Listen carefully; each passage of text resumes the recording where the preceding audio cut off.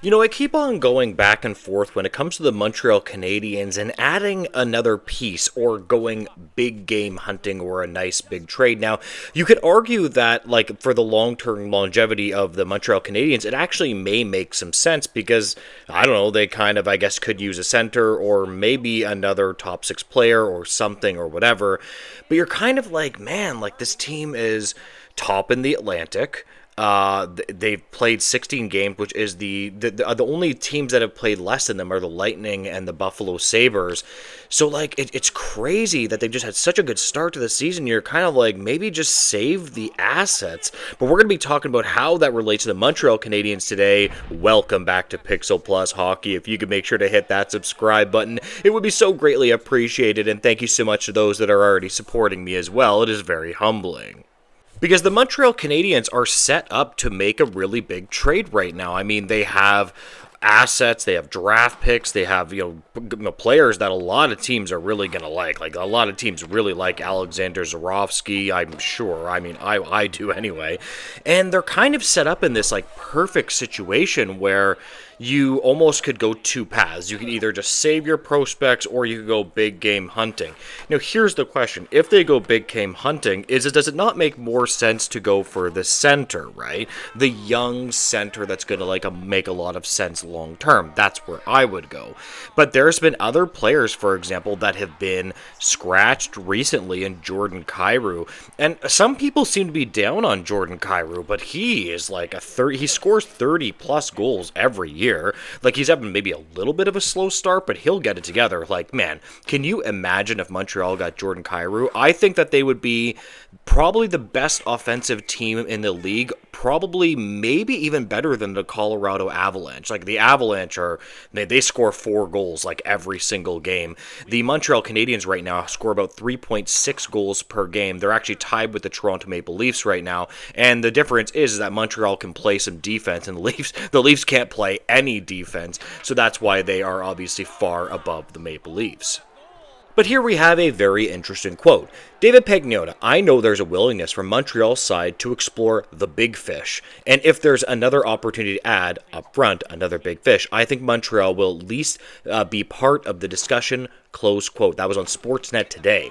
That is a really, really, really interesting quote. Like, man, they look like they are ready and willing. And here's the thing, it just makes sense, right? They are set up perfectly for this. But it's almost like, if you're the Montreal Canadiens or a fan of the team, you might want to be a little bit careful. You don't want to mess with the Montreal Canadiens juju. You don't want to screw around with everything. Just almost, sometimes I'm just kind of like, you know what? Just let it ride and just let this team figure it out. And Kent Hughes did answer something very similar to this. We have another interesting quote. Yes, it certainly buys us some time, Hughes said as he left a meeting gathered all general managers in a hotel in Toronto. The more time we have, the more information we'll have about our team, close quote. So again, you don't have to be, you can kind of just wait in the weeds. Although it's kind of weird when you talk about centers, it is kind of weird because it almost seems like it's going to be really hard to get a center no matter what. You know what I mean? Like, you're going to have to just overpay for a centerman, unfortunately. But other players might make more sense. Like, for example, you have a Ryan O'Reilly, right? That's another player that, has certainly not been playing that well. You have Jordan Kyrou, who, man, like, I wish he was a centerman, but I really, really like Jordan Kyrou. I've spoken quite highly about him. His age makes sense. He's in his late 20s, signed to a reasonable contract. He buries 30 goals every year. Like, that would make the Montreal Canadiens just a nasty offensive team. You have Nazem Kadri, who I'm mediocre on. I don't know how you guys feel about Nazem Kadri specifically, but I'm kind of like in the middle with this player. It's like, I don't mind it, but it's something that I would not overpay for by any means. And then we talk about Steven Stamkos, who is a possibility, but I really don't like that as much. Now, I understand that I'm talking about a lot of centers in this, and I understand that I'm talking about Jordan Kyrou the highest. The reason why I don't like Stamkos as much is because he's older. He's probably going to be declining, doesn't skate like he used to. I just don't think that matches up with the Montreal Canadiens long term. This is why I keep on pointing at Jordan Kyrou, because he is young enough that you can point to and say, this guy can be a part of our long term rebuild. Shifting gears away from that, I did want to touch on an intriguing name that has hit the waiver wire that the Montreal Canadiens might actually want to inquire on: Justin Kirkland. Now, this is a player that Calgary recently, actually today, they put him on waivers. And this is a player that, you know, he had a knee surgery, I believe, and he hasn't been able to pick up where he let off, but he was actually okay last year. He has a pretty good two-way acumen. That he's pretty good. But again, it might be a player that they might want to look into because, you know, I don't think he makes a lot. So here we have an interesting quote. Justin Kirkland, 29, is a 6'3", 183-pound forward who was a third-round pick of the Nashville Predators in 2014. He recorded 8 points in 21 games with the Calgary Flames last season. Close quote. So again, with them needing depth at center, this might not be a bad pickup from him. He has shown some ability to play offensively. I mean, interestingly enough, if you look at his American Hockey League numbers, he had 48 points in 66 games. Like, that's pretty good. Tucson Roadrunners in the American Hockey League in 23-24, 30 points in 43 games.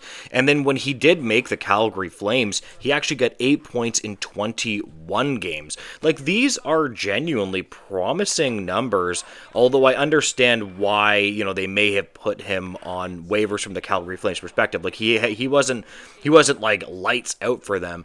And again, his contract, he's only getting about $900,000 for his cap hit, and then he will be an unrestricted free agent in 2026. Like, this is kind of a player that has the ability to play the center position back and forth a little bit. He's listed as a center left winger, and I would take a look at this if I was the Montreal Canadiens. From the Calgary Flames point of view, I think that Justin Kirkland is going to get I think he's going to get, you know, grabbed off of waivers for sure. If there's any player that has any size that has somewhat of an ability to kind of play center even a little bit, like, I'm telling you, man, this guy is going to get scooped up, in my opinion. Even when it comes to David Camp with the Leafs, I'm surprised. I mean, I understand his contract sucks, but I'm surprised nobody's even gone after him. Like, he's a fine enough centerman, in my opinion. So drop it below. Would you consider the Montreal Canadiens going after a player like Justin Kirkland? To me, I have no problem with it. Their cap hit is fine. He's going to be an unrestricted free agent. You're not giving anything up. He's a guy that can kind of play center a bit. You know, he's got pretty good numbers in the American Hockey League. Obviously, he had some injury issues early with his knee, but why not give it a try? That's the way I would look at it. I just did want to touch on that really quickly. Anyways, guys, I'm going to leave this video here. If you could make sure to like, comment, and subscribe, I would greatly appreciate it, guys, and make sure to have a great day. Goodbye, guys.